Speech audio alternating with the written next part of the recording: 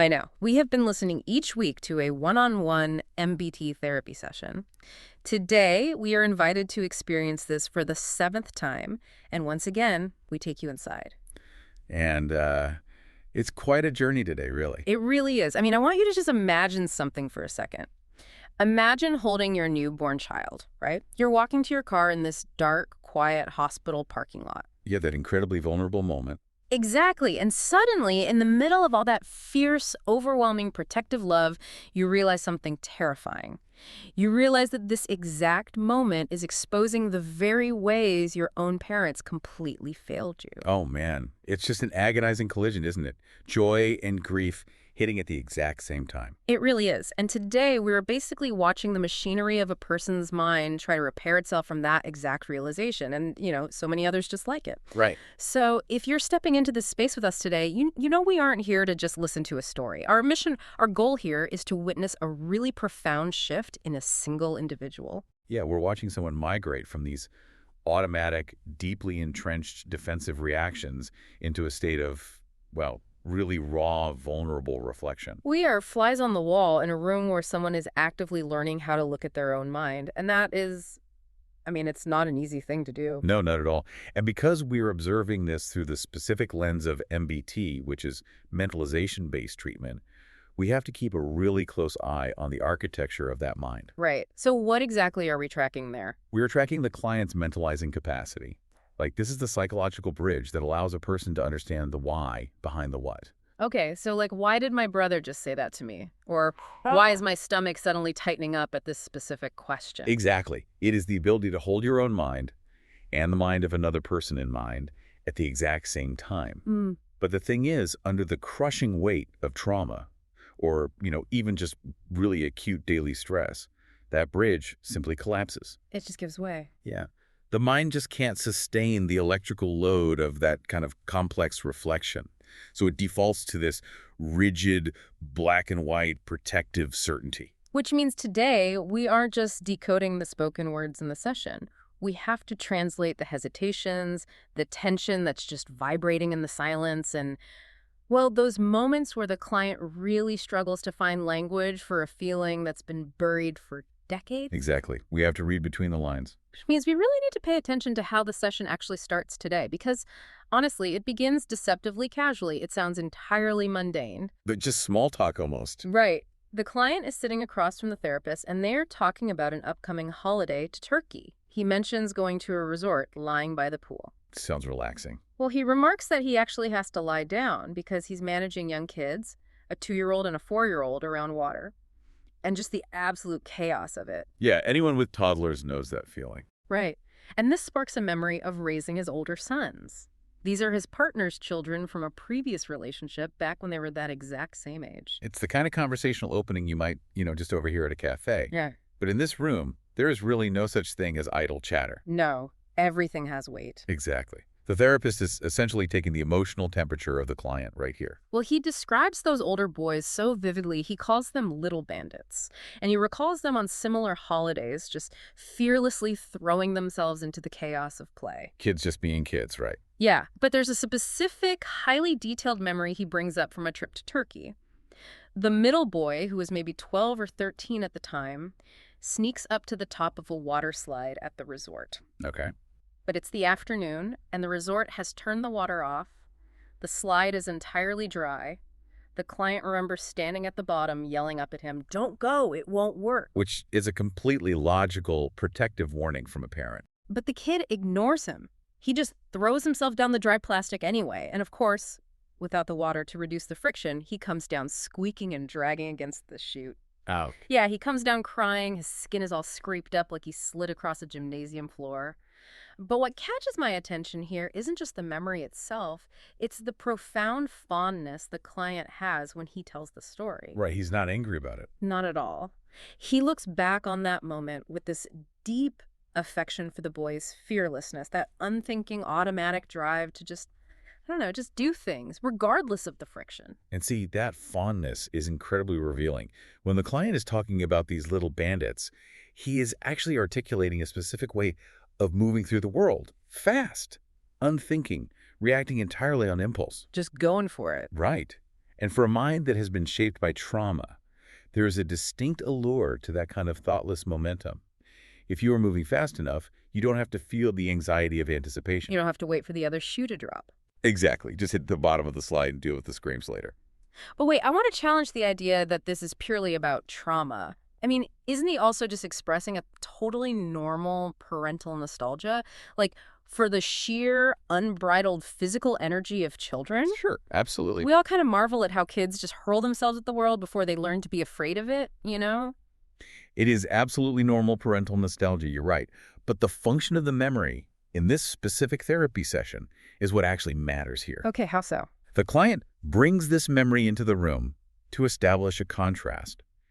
He is setting up a juxtaposition between the automatic high-friction way those older boys move through the world, and perhaps the way he himself used to move through the world, and the deliberate, considered way he's trying to parent his youngest son right now. Ah, I see. And that contrast becomes explicitly clear immediately after the water slide story. He points out that there is a 7-year gap between that middle son and his youngest, his biological child, who is now 14. And he tells the therapist that he has noticed a massive shift in his own parenting style. He uses the example of how they handle schoolwork. With the older boys, if they brought home a bad grade, his reaction was instantaneous and authoritarian. Very black and white. Yeah, go sit down, do your homework, you have a test tomorrow. Action, reaction. The automatic script. Exactly. But with his 14-year-old, something is very different. If this youngest boy brings home a 40 full, which is a failing grade where they live, the client's immediate impulse isn't to yell or impose rigid structure. He doesn't go straight to anger. No. Instead, he stops. He approaches the boy and asks, "What did you learn from this? What will you do differently next time?" That's a huge shift. It really is. Yeah. He is actively redirecting his focus away from his own anxiety about the grade and trying to explore the boy's internal mindset and experience of the failure. And this is the moment where the therapist steps in with a crucial, yet honestly incredibly subtle intervention. Yeah, she doesn't make a big deal out of it. She doesn't lean forward and praise his growth. She doesn't offer a lengthy psychological interpretation of his changing parenting style. She simply provides a soft reflection of what she is hearing beneath his words. She says quietly, "So, slowing down, really." Yes. I am fascinated by that specific phrase, slowing down. Why is that the exact right thing to say in that moment? It almost sounds too simple. It is simple by design. In MBT, the therapist acts as a mirror that reflects the mentalizing process itself, not just the content of the story. Right. By naming the act of slowing down, she is validating the structural change in his brain. He's no longer that kid throwing himself down the dry water slide, blindly reacting to gravity and taking the damage. He's stopping to think. Exactly. He is pausing at the top. He is calculating the friction. He is wondering what his son is thinking rather than just reacting to what his son did. The analogy that comes to mind for me is the difference between an automatic and a manual transmission in a car. Oh, I like that. Yeah, like for his whole life, his emotional engine shifted gears for him, completely outside of his conscious control. A bad grade equaled anger. A perceived threat equaled shouting. The engine just revs and drags you along for the ride. You're just a passenger. Exactly. But now, with this youngest son, he's actively driving a manual. He has to consciously push in the clutch, feel the friction point, and decide when to shift the gear. And driving a manual takes significantly more cognitive energy. It requires immense presence. And that is why this small talk about water slides and report cards is actually the therapist testing the structural integrity of his mentalizing engine today. He's checking the fuel levels. Yeah, she is checking to see if he has the cognitive fuel to drive that manual transmission. Yeah. By anchoring him in this present, capable, reflective version of himself, she is establishing a baseline of safety. Because she knows where they're heading. Right. She knows they're likely about to journey into memories where that control, that ability to slow down, was entirely stripped away from him. And the conversation naturally drifts right into those deeper waters.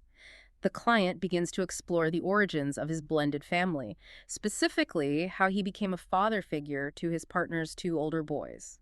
Yeah, this is a heavy transition. He met his partner when those boys were incredibly fragile. We are talking about an 8-month-old baby and a 2-year-old toddler. Entering a family system at that specific developmental stage is walking into a highly vulnerable ecosystem. The dependency is absolute. Especially given the context he provides about their biological father. The client describes this man as narcissistic, a figure who is fundamentally unreliable. Someone who is only present when it serves his own narrative or emotional needs? Right, so the client steps into this terrifying void. He tells the therapist about his immediate, intense commitment to these two tiny boys. He paints a picture of himself standing in the kitchen in the dead of night, measuring formula and making baby bottles. He was all in. Completely. And he recalls a conversation he had with his partner very early on. He told her it had to be all or nothing. He explicitly states that he refused to be a half-fake dad. Look closely at the absolute nature of that terminology. Yeah. All or nothing. When we filter this through our understanding of complex trauma, that kind of fierce, rigid commitment rarely stems just from pure altruism. What do you mean? Where does it come from? It often originates from a deep, subconscious terror of instability. He is frantically trying to pour a concrete floor beneath these boys because he knows intimately the horror of falling through the cracks of a fractured family. Right. He's trying to fix his own past by securing their future. Exactly. He cannot tolerate the ambiguity of being a half-dad because ambiguity, to a traumatized mind, equates to danger. But I'm struggling to reconcile that absolute commitment with the next detail he reveals, because despite this total devotion, the 3 a.m. feedings, the financial support, the constant physical presence, the older boys do not call him Papa. Yeah. And the client insists to the therapist that he prefers it that way. The contradiction is glaring, isn't it? Yeah. He demands the absolute responsibility of the role, but actively rejects the title that signifies it. He really does. And the reason he reveals is a direct bleeding artery back to his own childhood. Right. Let's unpack that. Well, when the client was a little boy, his parents divorced, and his mother eventually repartnered. The client tells the therapist that his own biological father deeply, viciously resented it when the client, as a child, called his stepfather Papa. Which puts the child in an impossible position. Exactly. The biological father actively confronted him about it, instilling a terrible, suffocating guilt in the boy. The father told him, "I am your papa. That other man cares for you, but I am your papa." This is the anatomy of a classic loyalty bind, weaponized by a narcissistic parent against a vulnerable child. It's so manipulative. It is. The father is prioritizing his own fragile ego over the child's need for a secure, uncomplicated attachment to a daily caregiver. And the client, decades later, is dragging the agonizing weight of that exact moment right into his own living room. He can't shake it. No. He is holding the unresolved trauma of his own childhood while simultaneously trying to manufacture safety for his partner's boys. So his refusal to let these boys call him Papa isn't about maintaining distance at all. It's an elaborate defense mechanism. Exactly. He is trying to protect the boys from experiencing the same guilt he was poisoned with. Or perhaps he is still subconsciously trying to protect himself from the terrifying ghost of his own father's anger. And this is where the therapist's restraint is masterful. She maintains what we call a non-knowing stance. Explain the mechanics of that, because my instinct as a listener is to want the therapist to point out the obvious projection. Like, I want her to say, look, you are clearly projecting your abusive father onto these innocent boys. I know, it's tempting. But if she did that, she would be doing the mentalizing for him. That shuts down the manual transmission and puts him right back in the passenger seat. Ah, I see. So she has to let him drive. Right. Instead, she simply tracks his emotional state. She allows the profound discomfort of his past, shadowing his present, to just hang in the room. She doesn't rush to rescue him from the awkwardness. No. She lets him sit with the tension of the contradiction. He is the man who demands to give all or nothing, yet cowers from the word papa. By not rushing to fix the contradiction, she teaches him that he can survive the discomfort of holding two conflicting truths at once. It highlights this incredibly cruel paradox in human psychology. Like, why is it that the very acts that heal us, like stepping up to care for someone else's abandoned children, giving them the exact love and stability we were starved of, simultaneously tear open our oldest, deepest psychological scabs? Because the act of caregiving acts as a relentless emotional mirror. How so? Well, when he is standing in that kitchen at 3 a.m. making a bottle for an 8-month-old who shares none of his DNA, he is simultaneously inhabiting two opposing realities. He is the powerful, loving caregiver, and he is the helpless, abandoned child. Wow. His prefrontal cortex is processing the present act of devotion, but his nervous system is actively remembering the historical deficit of love. That creates massive cognitive and emotional dissonance. It's like a short circuit in the brain. Exactly. Without a strong mentalizing capacity to bridge the gap between then and now, that dissonance feels like a physical threat. And that dissonance is about to escalate exponentially in the session. The session transitions from the reality of his blended family into the agonizing narrative of trying to have a biological child. Yeah, this part is incredibly heavy. And as listeners, you can practically hear the oxygen leave the room here. The tension rises sharply because the journey begins with a massive wall of resistance. It's from his partner. Right. Initially, his partner did not want a third child at all. She had 2 boys. She worked in special education, which meant her daily professional life was steeped in witnessing the profound, exhausting impact of medical complications and disabilities on families. She knew the reality of what could go wrong. She knew the statistical risks, but more importantly, she carried a devastating, unspoken trauma of her own. She had lost a previous pregnancy at 20 weeks. A 20-week loss is a catastrophic event. It really is. The physical trauma to the body is severe, but the psychological scarring is often paralyzing.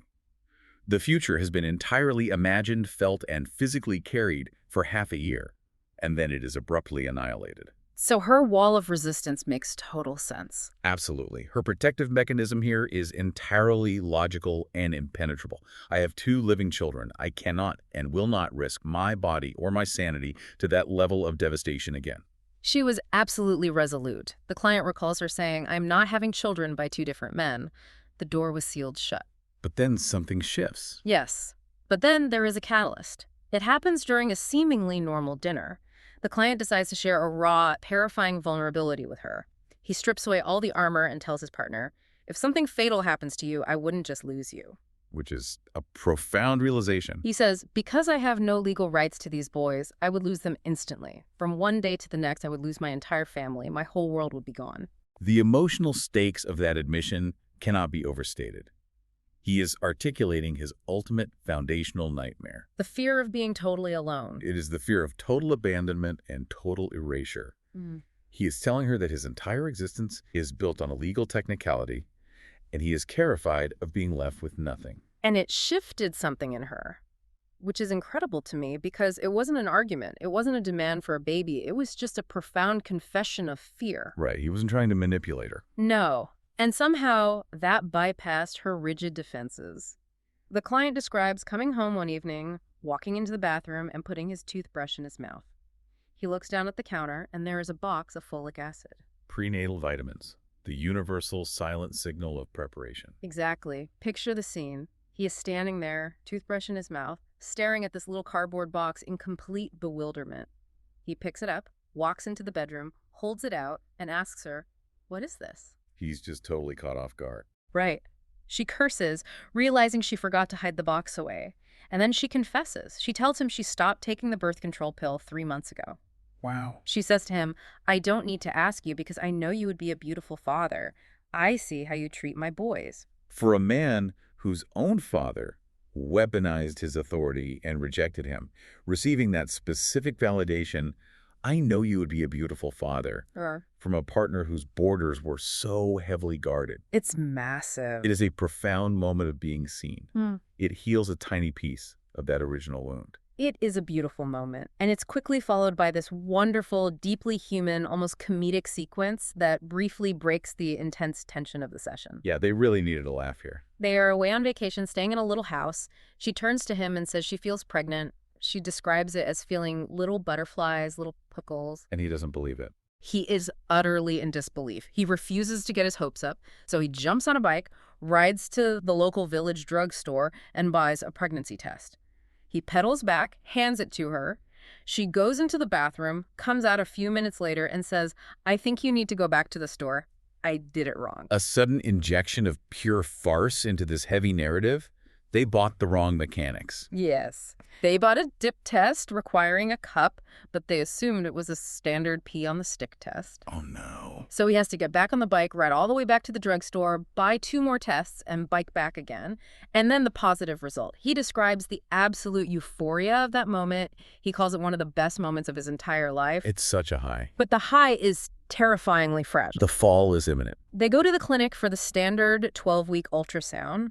And if you are listening to the tape of this session, you can hear the client's vocal cadence change completely here. It really slows down. The pace slows to a crawl. He describes walking into the room, his partner getting on the table. The midwife applies the gel. The client admits he didn't really know what he was looking at on the monitor, just the shifting gray and white static. It's just scanning it, hoping. She is desperate to find the little flicker, the rhythmic pulse that proves the future is real. The visual confirmation of the family he so desperately needs to anchor him. But the midwife doesn't speak. She just keeps moving the wand across the gel, searching. The client says nothing. His partner says nothing. The tension in that room. The silence in that small, dark room stretches and stretches. It becomes heavy, suffocating. Yeah. Until finally, the midwife stops and she tells them, it's not good. It's not there anymore. It has stopped. That is just devastating. The client tells the therapist he felt his entire world collapse in 10 minutes. The euphoria, the future, the safety crushed down into a tiny, suffocating point of grief. And the bottom just falls out. But here is where we must return to the mechanics of MBT, because what happens next between the client and his partner is crucial. They react to this devastating shared trauma in entirely divergent ways. They mentalize the loss through completely different frameworks. Walk me through this, because the client notes that his partner was very sober about the miscarriage.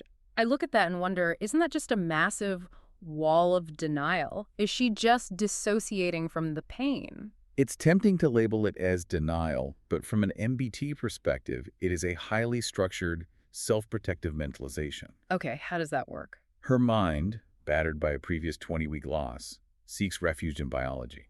Her internal narrative goes like this. If a woman is healthy and the genetics of the embryo are viable, a baby grows. If the genetics are fundamentally flawed, my body makes the intelligent, necessary decision to halt the growth and reject it. So it's almost scientific for her. Exactly. She found a profound comfort in the logic of natural selection. She believed her body was actively protecting them from a catastrophic pregnancy. She even articulated this to him, saying, "Better that it stops now than we find out in 9 months that something is terribly wrong." That is an incredibly practical, clinical way to process a shattered dream. But the client, he couldn't even grasp that logic, let alone find comfort in it. And why should he? He wasn't experiencing the loss biologically. He was experiencing it entirely relationally and emotionally. Right. For his partner, this was a biological mechanism functioning correctly. For the client, this was the sudden, violent annihilation of a relational future. He was already attaching to the identity of the caregiver. He tells the therapist, I was going to be a papa. That word surfaces again. The very title he rejected with the older boys, he had finally allowed himself to claim for this child. And then it was taken. Exactly. The vulnerability he finally allowed himself to feel was instantly punished by reality. And this divergence in grief is where relationships often shatter. Because they're on totally different pages. Yes. When a couple copes in diametrically opposite ways, the immense danger is that one person's coping mechanism inadvertently invalidates the other's reality. If she says, "It's just biology, it's for the best," he hears, "Your profound grief is an overreaction." And if he collapses into devastation, she might feel he is ignoring her physical trauma. How does the therapist navigate that minefield without taking sides? By doing exactly what she does here, she provides a wide open, silent space for his specific, unresolved grief. She doesn't try to fix it. She doesn't try to synthesize their reactions. She doesn't suggest that he adopt his partner's clinical, biological logic to ease his pain. She simply validates that, for him, it was a world-shattering loss, completely irrespective of how his partner managed to process it. She allows his emotional reality to be true without making his partner's reality false. Yes, exactly. It's the radical permission to be completely devastated, even when the person sitting next to you is being practical. It's powerful. Eventually, the grief slowly recedes, and they do become pregnant again. This brings us to the segment of the session exploring the birth of his youngest son. And this part of the narrative explores the overwhelming, almost paralyzing psychological weight of finally holding his biological child. It is the ultimate collision of his past trauma and his present reality. The birth itself is chaotic and fast. They barely make it into the hospital room in time. The moment the umbilical cord is cut, the client experiences a visceral, physical transformation. Yeah, he feels it in his body. He describes it to the therapist as the lion feeling. He says an instant, fierce, aggressive, protective mane sprang up around him. He recalls looking at the medical staff in the room, sizing them up, thinking, What are you doing with him? Put him down. He is mine. We are looking at a massive surge of evolutionary biological imperative mingling with his historical trauma. It's intense. The ultimate responsibility has arrived, and his nervous system immediately interprets the environment as a landscape of potential threats. But even inside that primal, hypervigilant state, he executes a maneuver of incredible relational intelligence. Both sets of eager grandparents are camped out at the hospital, pacing the halls, waiting to rush in and see the new baby. Which is completely normal, standard family behavior. But the client stops them. He demands that his partner's two older boys, the non-biological sons, be brought into the room to meet the baby before anyone else. That's a breathtaking detail. He explains why he did it. He wanted to look those boys in the eye and say, "You belong here, you are important, this is your little brother, and the attention is for you first." He consciously prioritized the fragile ecosystem of his blended family over the demands and expectations of the extended family. Do you realize the immense mentalizing capability that requires? To think of that in the moment? Exactly. In the absolute epicenter of euphoria, exhaustion, and primal protectiveness, his mind still had the bandwidth to consider the insecurities of those two older boys. He knew what they were afraid of. He anticipated their terrifying, unspoken fear. Now that he has a real son, will we be replaced? And he actively, structurally mitigated that fear by placing them at the front of the line. But that extraordinary strength completely evaporates just a few hours later. The climax of his vulnerability hits at 9:30 that night. When it's time to go home. Right. They're discharged from the hospital. The client is walking out into the dark, carrying the newborn baby in a maxi-cosi car seat. He tells the therapist he was gripping the plastic handle so tightly his knuckles were white, holding it like it was the only tether to gravity he had left. He's just bracing himself. He settles the baby into the back seat, gets behind the wheel, and drives out of the hospital parking lot. He arrives at a traffic light, waiting to turn onto the main road. The light turns green. But he doesn't move. No, he doesn't take his foot off the brake. He sits there in the dark. He looks left down the empty road, then right, then left again, then right again. He repeats this 3 full times. He is absolutely paralyzed by the sheer magnitude of his new vulnerability. He is suddenly acutely aware that he is carrying his heart outside of his physical body for the very first time. The protective shell he has worn his entire life has been breached. And as he is sitting at that green light holding this tiny, helpless, fragile human being, a devastating, intrusive thought hits him out of nowhere.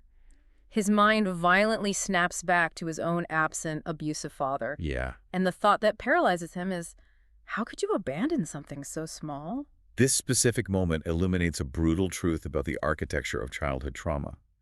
Becoming a parent is it's specifically triggering because it forces the survivor to inhabit the exact role their abusers once held. That makes so much sense. For his entire life, the client understood his father's abuse from the perspective of the powerless victim.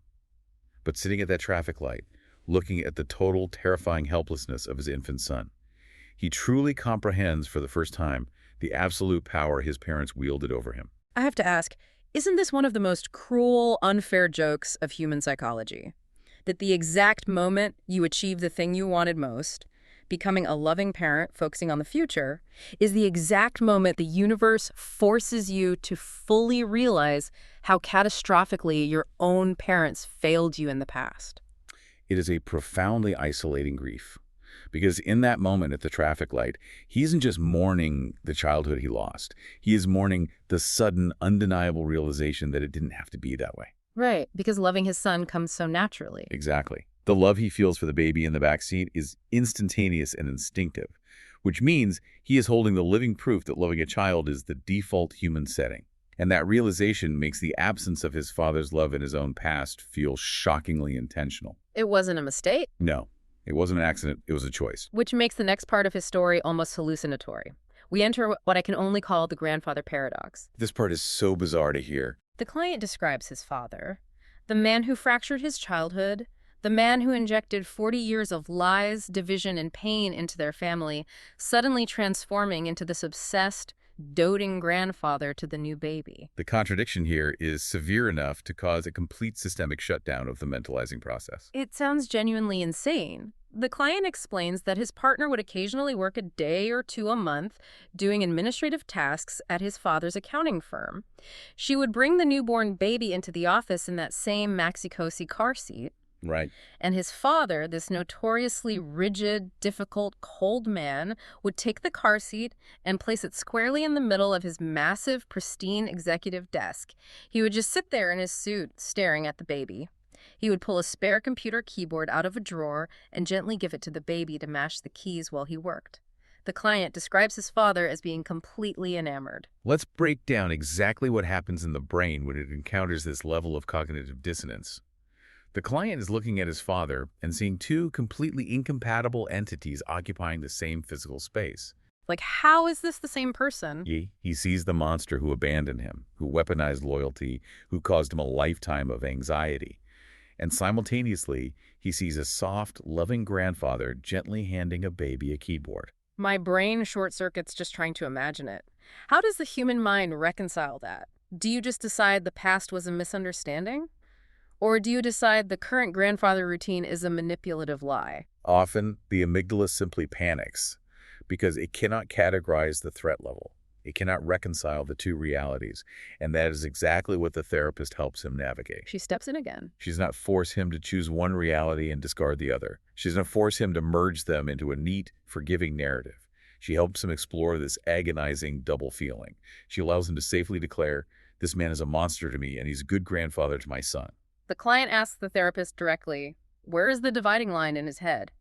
It's such a desperate plea for logic. And notice the therapist's restraint here. She doesn't offer a theoretical answer, because any logical answer would be a fabrication. She simply holds the space for his deep confusion. It's okay to not know. Yes, it is the ultimate exercise in staying with uncertainty, which is the hallmark of advanced mentalizing. It sounds utterly exhausting. Tolerating that level of unresolved tension takes immense stamina, which perfectly sets up the final sequence of the session, breaking the defenses. This is where it all comes together. We've spent the entire hour analyzing the past, the water slides, the early days of the blended family, the miscarriages, the birth. Now, the client pulls us forcefully into the present. He describes a very recent conversation he had with his brother. And this conversation, to me, is the smoking gun. It really is. It is the absolute undeniable proof of how radically his mentalizing capacity has expanded through this therapeutic process. We are about to witness the ultimate triumph of the MBT framework in real time. The setup is mundane, just like the beginning of the session. The client and his brother are having dinner at a nice restaurant before heading to the theater. They are engaging in the standard familial small talk. Keeping it light. Right. The brother brings up a recent social event. Their two mothers, who have a highly toxic, impossibly complex history involving their father, encompassing 40 years of vicious lies, manipulation, and hatred, recently attended a birthday party and ended up sitting next to each other in a garden. A very loaded situation. Very. And the brother looks at the client over the table and says, "Isn't it nice they were sitting together?" Ah, there it is. Now, normally, the automatic familial script kicks in here. The polite path of least resistance response. Yes, very nice. By the way, how is your bruschetta? In therapeutic terms, we call that the protector personality. What does that mean exactly? It is the superficial coping mechanism families develop to survive each other.